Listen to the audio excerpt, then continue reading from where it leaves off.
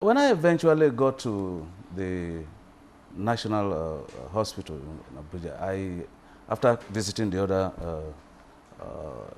two hospitals, I was informed by the Director General of NEMA, who had been at the scene of the event since the beginning and who also helped in conjunction with the officers of the Civil Defense and Fire Services rescue teams, that at the moment we have about 32 dead.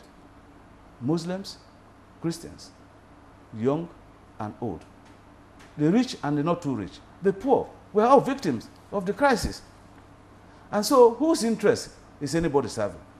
And I ask myself, if members of the Boko Haram are responsible for this act, what is their reason? Because the popular indication from especially the opponents is negotiate with Boko Haram, negotiate with Boko Haram. And I ask myself, and I ask Nigerians, what do you negotiate? What is on the table? Because these are people that wake up from the wrong side of the bed and think that the only way they can find satisfaction, which is the height of sadism, is to kill other people. Certainly, that is criminality. The essence of allocating a greater chunk of this current budget to security is the fact that the reality has dawned on the government and the people of Nigeria that security is topmost on the problem that Nigeria has today.